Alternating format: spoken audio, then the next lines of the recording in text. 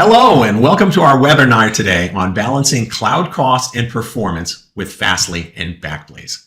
Now, as we start off on the webinar, I just want to let you know that this webinar is being recorded. You can ask questions. So in the interface that you're watching this in, if you're watching live, please don't hesitate at any point that a question comes up, stick it into the area that you can submit questions, because at the end, Jim and I are going to respond to your questions.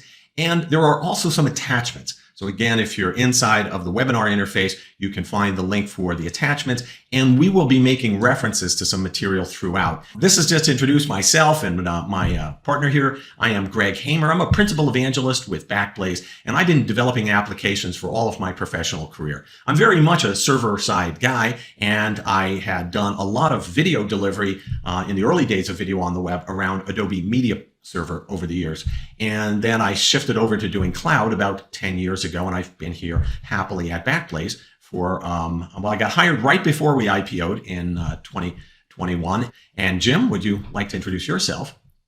Sure. My name's Jim Rainville. I am a senior sales engineer at Fastly. I've been in tech for a long, long time. I started in telecom as a software engineer in the early 90s and followed that path through video, on-prem, and then into the cloud, and came over to the dark side of sales about 10 years ago. And I've been at a couple of different online video platforms, and now here I am at Fastly.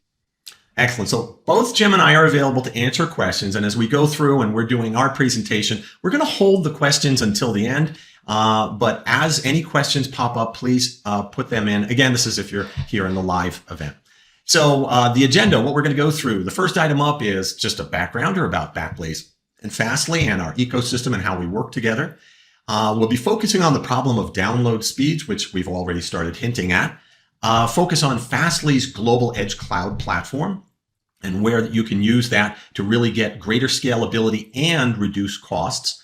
We'll focus on origin offloading with Fastly, full content delivery with Fastly, some customer stories, using both Backblaze and Fastly, and then at the end we'll do a wrap up with questions and answers.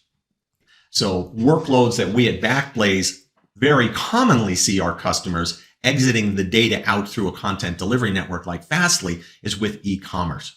It's very, very important that the customer have that fast experience. You don't want a bounce rate, because remember, bounce means they're leaving your site, they're abandoning it. Streaming media and all its forms, video, audio, absolutely are almost always enhanced by using CDN. Gaming applications where the need for speed is absolutely paramount is another, and content publishing, especially where there might be some sort of breaking news or something changing quickly. So it's very important to be able to get the data to the customer as quickly as possible. And those are cases where we're going to look at two different ways we can use Fastly to do that. So the first one we're going to look at is going to suggest, well, you could put the data in all three Backblaze origins. And the way you can do that is by using the Backblaze B2 replication. And there's no charge for replication, but when you have 3 copies, you're now going to be paying for 3 times the amount of storage cost. But the benefit is you're going to be able to get that fast delivery to your customers. So you can have in Backblaze your data in all 3 regions and still have a lower cost, than having your data in another major cloud vendor's single region. So we have such an attractive price that you could actually do this and still save versus being in a single region with some of the other guys. And what we want to do here is not use Fastly for caching the data, which is the primary way that you can often get that everything everywhere fast delivery is by caching. But Fastly has got at each one of their points of presence compute at edge. So today, Fastly is not just about a point of presence or POP, P-O-P, being a place to cache data, but it's also a place where you as the customer can run your code. So that webinar that I hinted at, making a reference to it here, it was our January webinar, and it gives you technical detail about how to do this location-aware routing. So I'm just skimming on this. If you are interested, that webinar goes into depth and also has a GitHub project that gives you some code you can download and implement. So what this is suggesting is we could, with these regions, have everything everywhere all at once by having the data in each of the 3 regions, US West to the left, US East in the center, and the European Central here off to the right. Now, what is an edge cloud? I want to introduce this concept because what we're all familiar with is the central cloud. The central cloud is where our data servers are. So for data delivery, this is the origin, the point of origin. So this is where Backblaze lives and the other major cloud vendors live, in a central cloud. And then we're going to refer to our users as edge devices in this case. But this is a myriad of different types of users that are receiving the data, but we'll just assume we're targeting the browser. And then in between, Fastly offers you this notion of an edge cloud. So rather than you having to repeat your origin in multiple locations, traditionally, you'll look at using Fastly as an edge cloud to introduce a content delivery network. However, Jim will walk you through that in a moment. However, for this moment, I just want to highlight how without our using CDN's caching service, we can still use Fastly to execute code. So a key element of Fastly is they're part of the network. When the user is going to make a request for data, they're going to be directed to one of Fastly's POPs. So Fastly is quickly approaching having 100 POPs, and this map is a flattened map that highlights the different cities where they're located, and 11 cities today have more than one POP. So we'll see an example shortly from London, which coincidentally happens to have 3 different points of presence. So we're going to be able to run our logic. When the user makes a request, our request will go to the Fastly POP. And with that map that we had done, we did the analysis. So we're going to have this static routing that we're going to set up. And we'll say if the user comes into a Fastly POP under the POP codes AMS is Amsterdam, we know that the fastest delivery for them will be over here at the EU Central. If there was ever a problem, this also adds more fault tolerance, because if there was an error loading out of EU Central, they would then be routed to US East. And if that failed, over to US West also. So we did this analysis. We've come up with this static routing, and we want to implement this in logic. So the next one down is New York, LaGuardia. We want to route to US East. After that, DFW, Dallas, Fort Worth. We've determined US East was optimal there. SJC, San Jose goes to US West. And LHR is one of the London POPs for London Heathrow. That would go to EU Central. So we did those maps. We did the analysis. We found the optimal routing. We're now going to commit those in logic. And this is just a snippet of the logic that goes out on the POP. So whatever POP the data request comes in through, it knows which of the Backblaze origins that request will be routed to. So we're having kind of a light touch on the Fastly network here, in that we're just running logic on the POP. And again, Jim will step in a moment. He'll give you the full picture when you're using a CDN part of the service on the POPs. So with something like that, we're now able to get that data delivery of everything being served out of the closest primary. Now, before I hand off to Jim, I'm going to give you an introduction to Fastly my way, and then he'll give you the real authoritative introduction. But this is a icon that has 5 different icons that highlight the different elements of what's available in the Fastly Cloud Platform. So first up is there's a delivery service, and this is what focuses on the caching. So for my illustration of having that multi-origin delivery, all of them from Backblaze data centers, we're not using that, but rather we're using this middle one of compute service. And it's a serverless service. You can write in whatever language you want. Jim will give you some detail. It's very robust. I, as a developer who understands the separation of concerns, really appreciate that when we need to push code and get it running as close to the request as possible, this is a fantastic solution. Fastly also provides security. As I hinted, when a request comes in, we're going to direct them to Fastly. It'll go to Fastly POPs. And this is really important because any sort of malevolent activity is not going direct against your origin. So there are a number of different ways that Fastly helps give you greater security. And with their next-gen web application firewall, or WAF, one area this is very helpful with is with DDoS attacks. Because again, they're not going directly against your origin.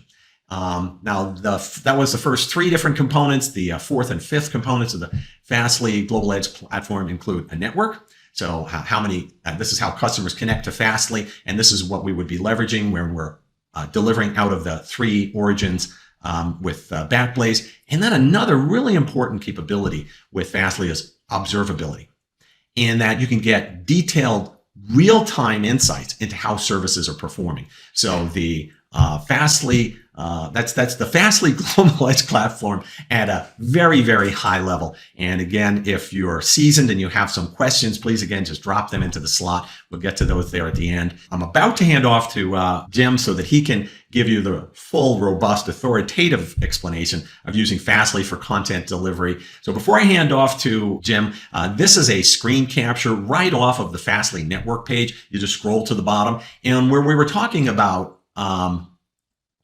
having fast real-time observability, the Fastly website at every second gives an update on these metrics. So they call it the tachometer. And so the top there has the number of requests per second, and it'll also show the cache hit ratio. And a high number on cache hit ratio is exactly what you're trying to achieve when you bring in Fastly and put the Fastly Edge network in between your users and your origin stores. Hit time is back to the speed that we were talking about. And because Fastly has got the data stored in each one of those now 97 different POP locations around the world, you can have your customers enjoying very fast load times. And this is just a metric of how much bandwidth they are consuming. And with that, Jim, I'll hand things off to you to explain a traditional use of a CDN and its benefits. Thanks, Greg. That was a great introduction to Fastly, actually. I think my work here is done. Now, we've got some serious technical people here, so they'll ask deep questions, man. I'll go into it a little deeper. So his previous slide where he's showing that metric, that's actually, it's a fun, kind of a fun page to go to and just look at when something big is going on in the world, like Super Bowl, World Cup, something like that. Fastly delivers for different broadcasters a lot of those different events, and just to watch those metrics when those are going on is a lot of fun. But I'm going to talk a little bit about how we got, why Fastly, how we got here, and how we're going forward.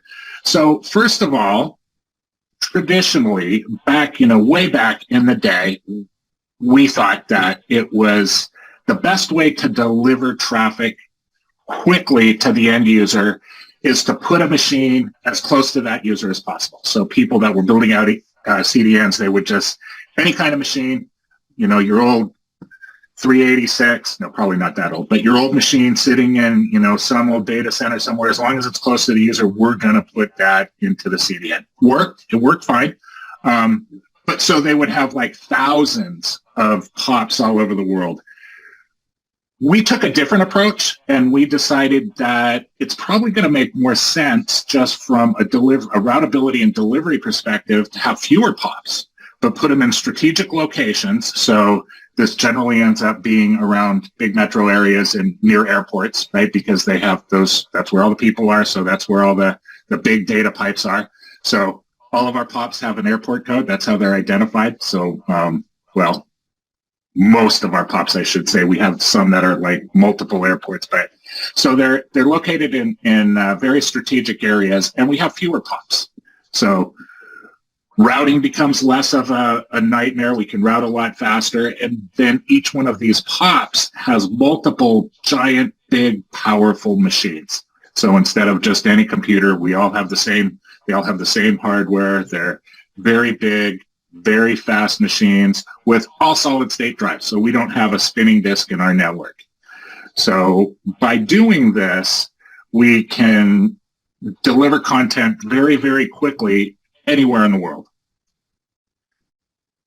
So we do fast caching, and we have other offload mechanisms, origin offload mechanisms that I'm going to talk about just in just a minute. But then this 3D picture over here on the right, that's kind of an idea over, if you went to the website and you click on that, you can kind of spin the globe, see where our POPs are. But you can see if you look at other CDNs, it will be very, very colored where the different POPs are.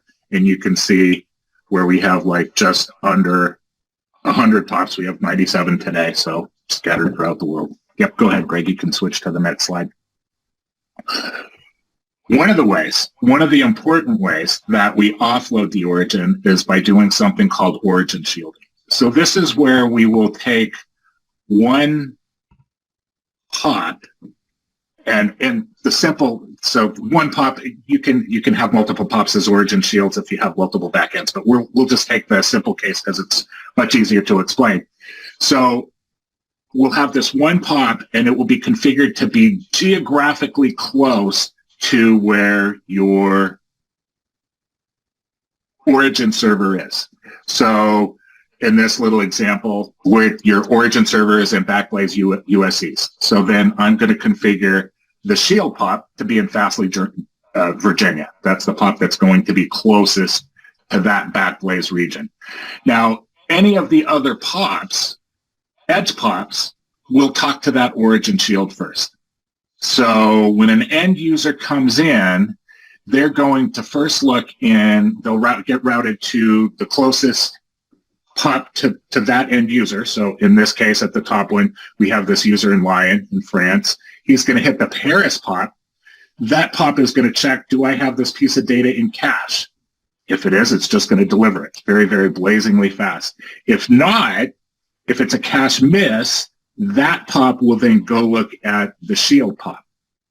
And then the shield pop will do the same thing. It will look to see, do I have this in cache? Yes, I do. Deliver it from there. No, I don't. I'm going to go to the origin, get that piece of data, and on my return trip to the end user, I'm going to populate that piece of data in each of the caches. So then the next person that comes in is going to get that cache piece of data.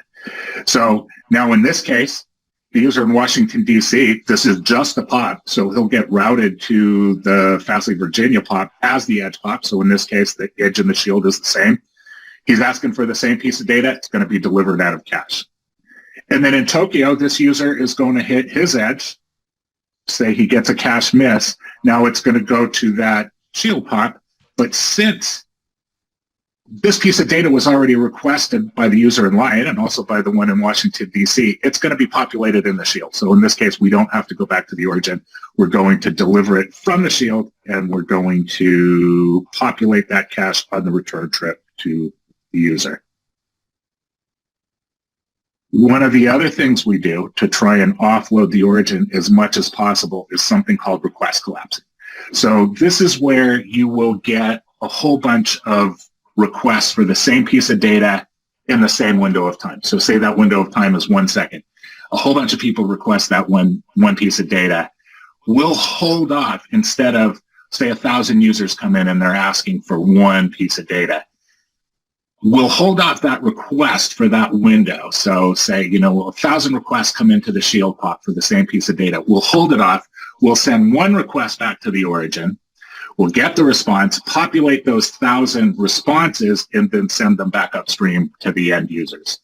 So this might not seem like it's effective if you think about, well, what is the odds of everybody asking for the same piece of content at the same time?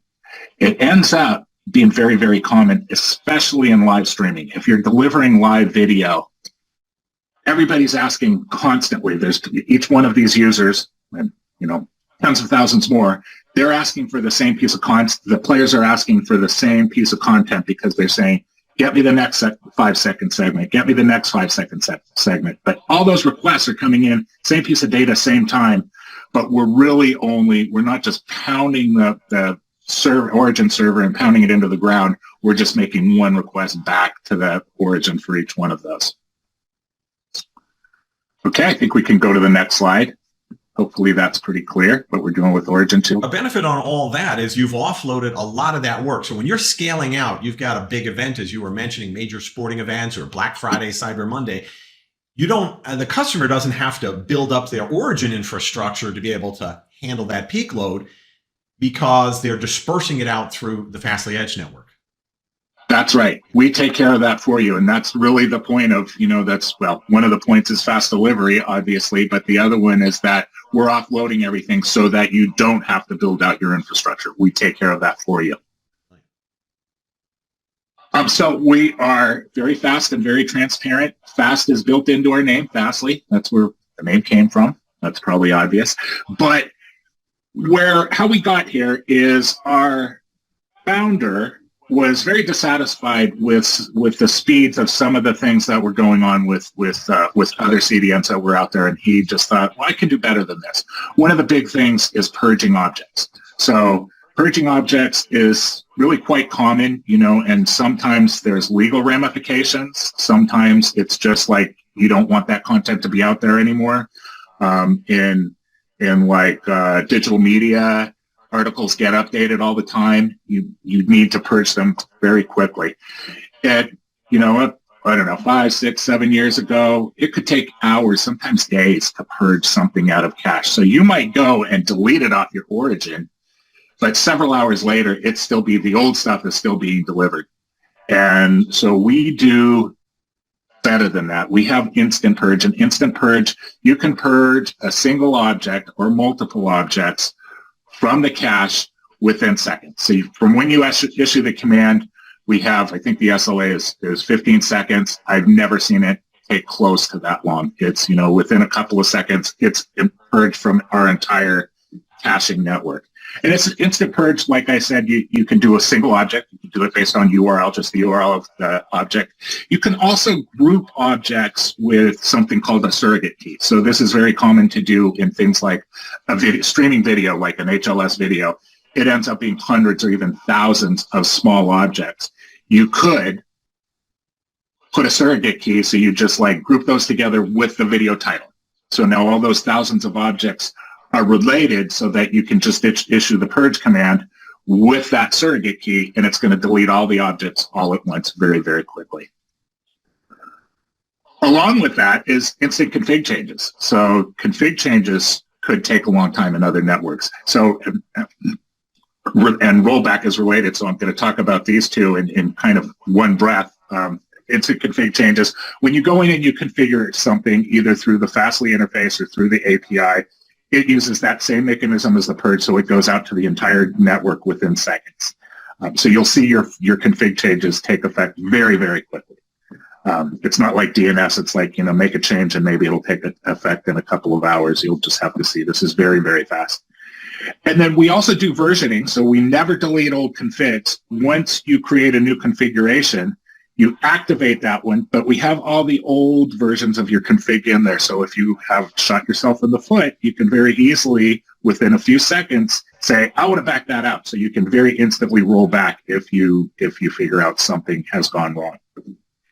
And then also, we're very transparent. It's important to us to give you as much information as we possibly can about what's going on within your CDN, your network, and your configuration. So our view of the data, the logging data, is that it's your data. We will deliver it to the endpoint of your choice. We integrate with about 30 different logging endpoints, Datadog, Sumo Logic, like I said, about 30 of them. But we'll deliver that very quickly within just a few seconds. So you'll get that logging in real time so that, you can either troubleshoot, you can see what's going on. If you have a problem, you'll see that you'll get all the information in real time. You can also group things. We have two different inspectors, Origin Inspector and Domain Inspector, so that you could say, I have multiple origins, but I just want to focus on this one origin. See what's going on there. Maybe you figured out that it's got problems or something like that. And same with domains. I want to just keep an eye on this domain or group of domains and just get a view of what's going on. I'll tell you an interesting story with this. We were at a large event where it was multi-CDN, and one of our products is called Media Shield. You can actually use it as an origin for other CDNs. A lot of big events, they want multiple CDNs, right? So this particular one, and I can't legally mention any names of the broadcast or anything like that, but very large sporting event, multiple CDNs. Because of our real-time logging, it was all going through our Media Shield, so it's all being logged by us. We knew that another CDN was having a problem before they did, long before they did. So we're all in the same war room. We could actually walk over to them and tap them on the shoulder and say, hey, did you guys know you were having a problem? So we could actually, we had more visibility into the network than they actually did. So it's a super powerful tool.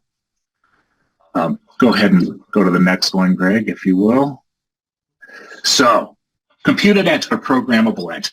Programmable edge, Fastly has always had a very powerful programmable edge. We're built on Varnish, which has its own language called VCL, or Varnish Configuration Language. It's a domain-specific language, but you can build out some very complex Boolean logic with it, and our customers have. They've taken it way farther than we ever envisioned it to go. But it lacks a lot of things that modern programming logic has, like, loops and all kinds of other things that modern programming languages have, as well as just the familiarity. Greg, in his earlier slide, he said you could program with language of your choice. That's a little bit of overselling. We're not going to support COBOL or Fortran anytime soon. We do today. We support JavaScript, Rust, and Go, ActionScript. We have a few more on the roadmap, and as people come up with, the more we get requests for other languages, like maybe Python will run out there on the edge someday, our goal is to support as many of those as we possibly can. But so Compute@Edge is our next generation of the programmable edge that's built on top of WebAssembly. It's very, very fast. It's on a request response basis. So each application spins up when a request comes in, spins down when the response goes back to the user. But by doing that, it makes it very, very fast. Well, by doing WebAssembly, it makes it very fast, but it also makes it very secure because you don't have that possibility. Well, I'm sure there is a possibility, very, very small possibility of the cross-site contamination where you have like two different code bases running on the same platform and things like that, where you can like hack from one to the other. Because we're spinning it up and tearing it down, there's almost zero possibility of that. And it's 100 times faster startup. So that's one thing we get pushback when we talk about this. Well, doesn't that take a long time? No. It takes 34 microseconds to spin up on a request. So very, very quickly.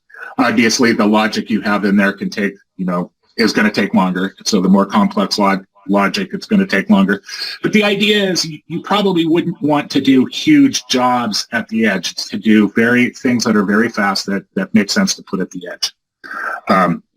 It has a built-in, very rich develop environment. So the tool chain is very easy to install and use, but we also have a local development environment. So you can build and test your whole unit testing. You can do it on your local machine. This is how I generally work, is I run everything here on my local machine, do all my development, all my debugging, troubleshooting, testing, and then when I'm ready to go, it's just one different command and it deploys to the network.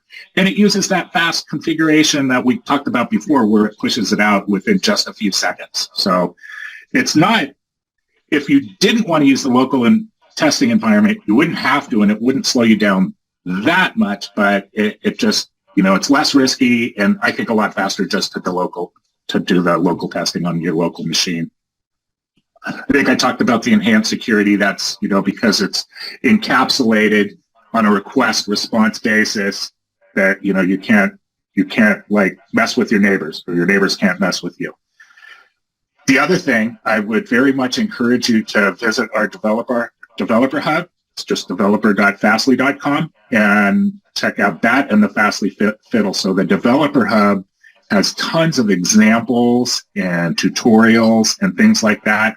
And Fastly Fiddle is like a local web-based environment, a fiddle, that you can use to do. You can actually use it to do both VCL and Compute@Edge programs. So you can do it right in a little web-based tool. You don't have to install the Fastly tool chain or anything like that. You can just go play on the developer hub.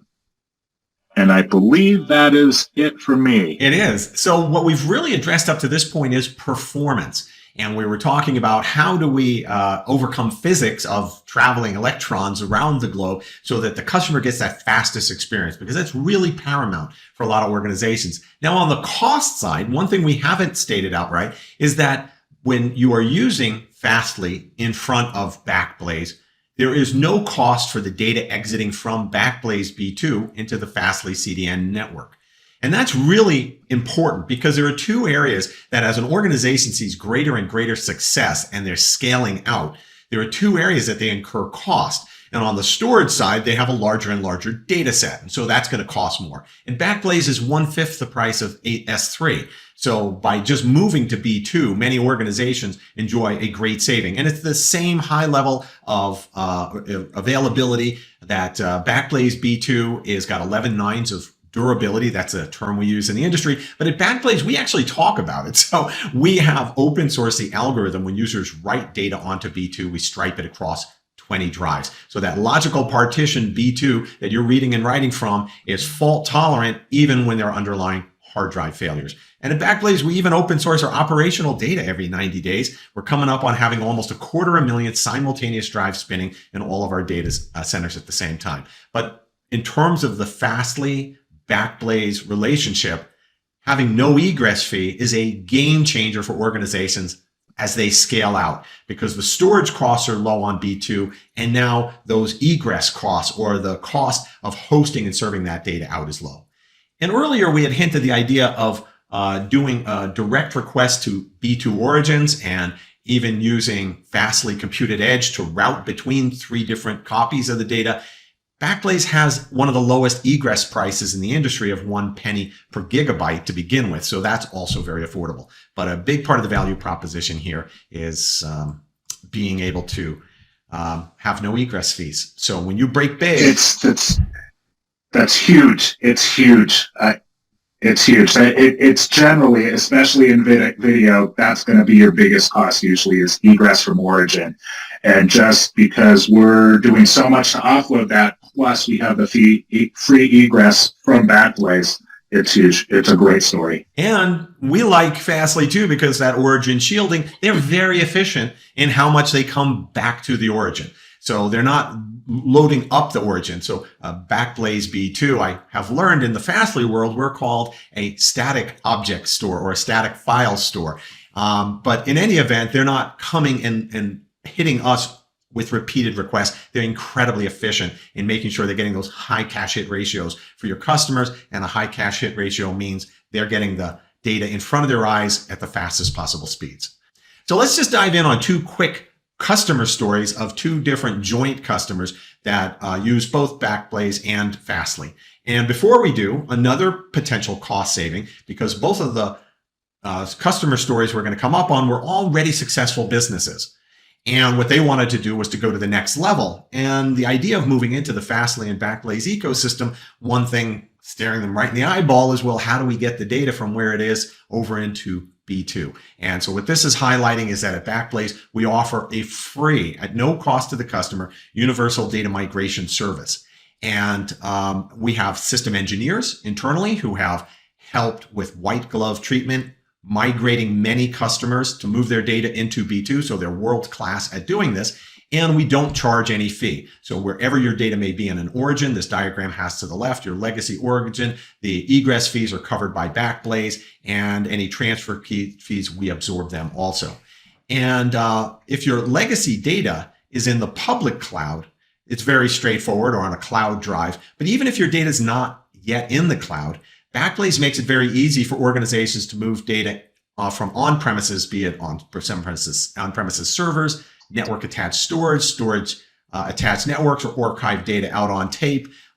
This makes Backblaze B2 for organizations that want to take a first step into the cloud a exceptionally good choice, because we've already got the low cost on the hosting, the egress, and also we'll give you this white glove treatment in migrating your data over. So both of these customers had done that. So the first one up here is a video customer.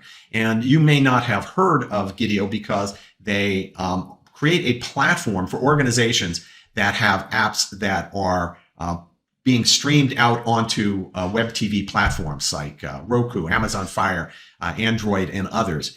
And their core service is that their platform manages the workflow for everything from the creation of the video and then the encoding and the publishing of the apps and flowing that all out onto the different streaming platforms that they're publishing to. So you know the brands of their customers, but Gideo is working behind the scenes in enabling them to get their work done.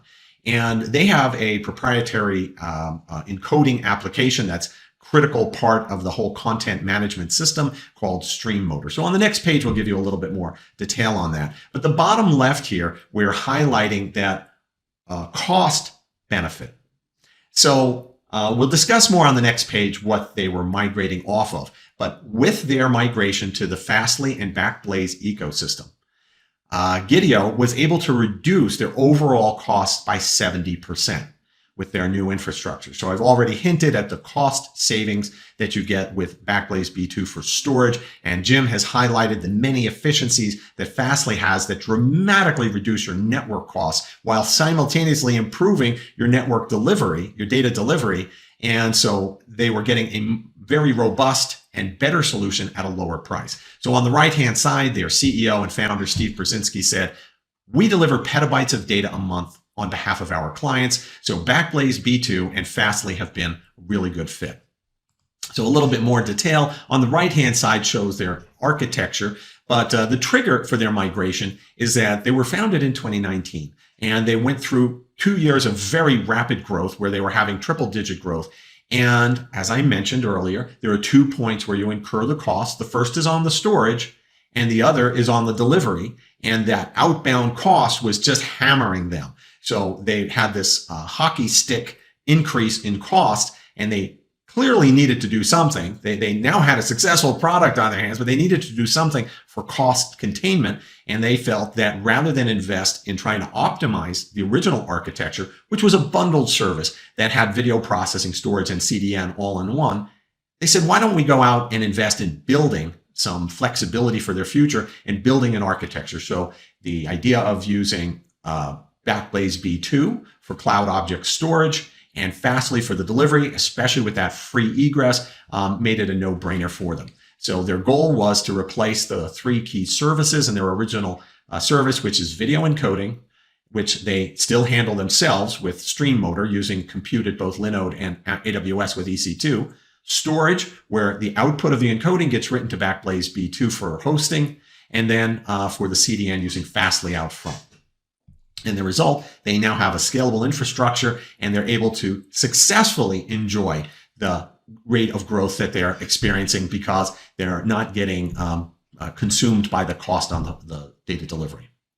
So that was the highlight on Gideo. The second case here is about an e-commerce retailer that came to both Fastly and Backblaze. And this one's very interesting. This is a very long-established, successful company, and they had actually been successful before there was even a cloud. But when the cloud came along, they decided to move and use some of the AWS services. So they came to us with an architecture running on AWS, but their core business is enabling customers to build e-commerce sites. And a lot of their customers are artists and craftsmen, and they have over 1 million e-commerce sites that they are hosting. Now, they wanted to go to the next level. They wanted their architecture to be really bulletproof in the sense that they had seen that there were some outages in some AWS regions from time to time, and they for 2 reasons. One of them being that they were concerned that an outage like that could, like dominoes falling, cause their customer sites to go down.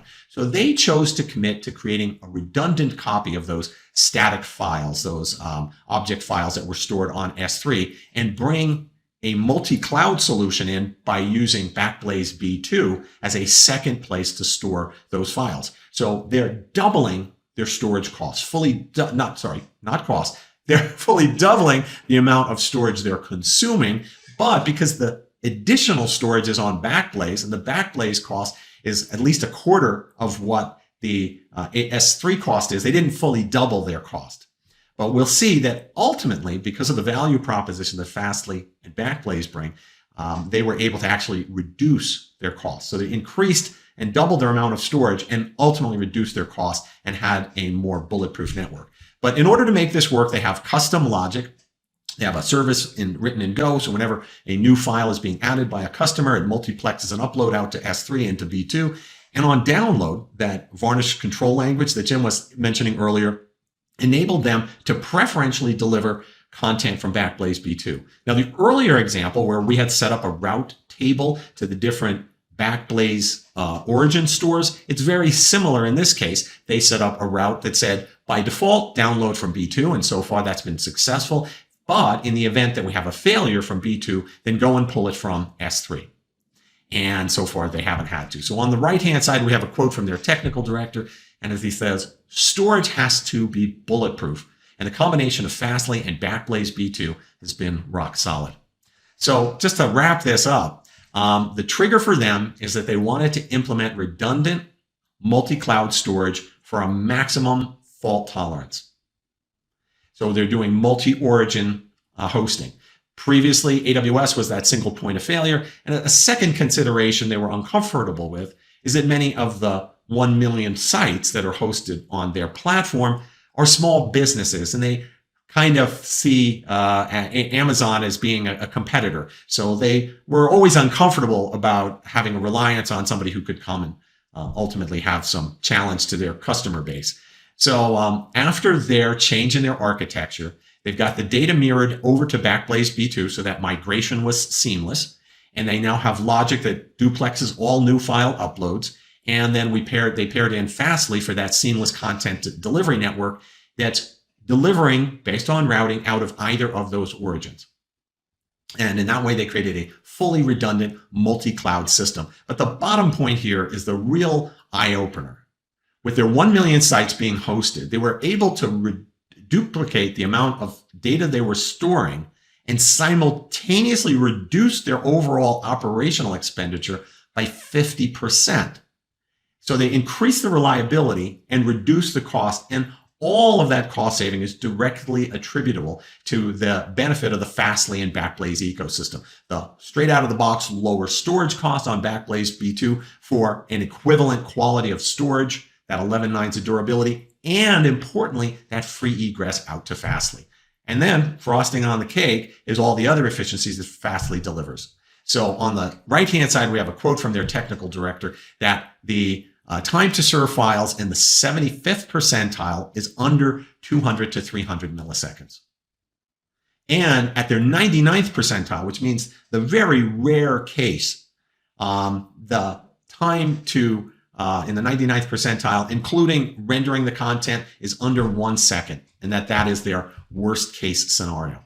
So again, in terms of performance, both a combination of Backblaze and Fastly can really deliver you and put you in the top echelons so that you've got a crack at being very successful by giving the customer that responsive experience, which is really important for them to enjoy your site, to have that delight and stickiness and stay on your site and come back to your site, while simultaneously reducing your cost. So you get all the performance at a lower cost, and that's a pretty good proposition for almost any organization, because that leaves you resources that you can reinvest in other areas in your company.